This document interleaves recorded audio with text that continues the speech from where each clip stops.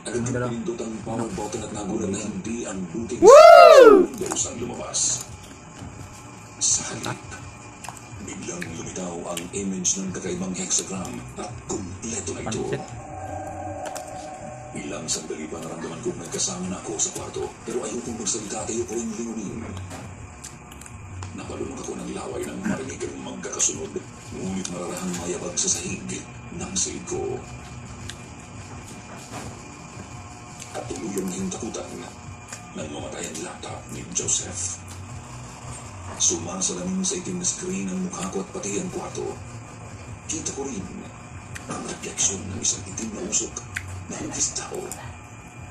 Nakatayo sa likod ko. Walang lingon at walang sali-salita akong tumayo at kumaripas palabas ng pinto. Joseph, ikaw pala. Anong ginawa mo? Nasaan ang laptop ko? Nasaan ang laptop ko? Nasaan? Ano ba, Joseph? Minahon ka nga. Mahinig ka sa akin. Palikod to. Sa demonyo image na yun. Pinaglalaro ka ng Diablo, Joseph. Butang ako itong manok isa. Pinaglalaro ka ng demonyo. Wala akong karapatang pakialaman ako! Wala! Napakalaging ng masumunod na pangyayari sa Jupiter. Inatake at sinakal ako ng pinakamamahal kong kapatid. Sinubukan ko lang tumiglas, pero sabi napakalakas ng hawak niya sa leg ko. Mabuti na lang tumating silang mama at papa. Pinagtulungan namin sa ni Papa, tapos ay pilit na dinala sa kanyang kwarto. Bitawan niyo ako mga nakastaran! Bitawan niyo ako! Ano ba, Joseph? Minahon ka nga. Ano ba nangyayari sa'yo, tol? Ako to, si Kuya Jacob mo. Jacob, buksan mo ang pinto ng kwarto ni Joseph! Bilis!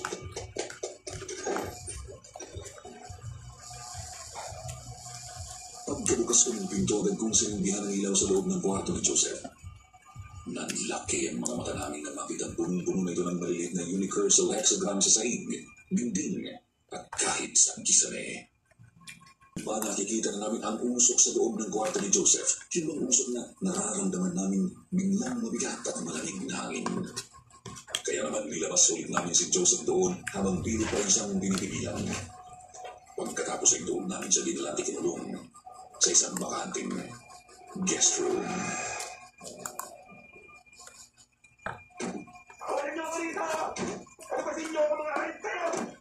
Kawalan niyo ako! Papakain ko kayo! Papakain namin kayo!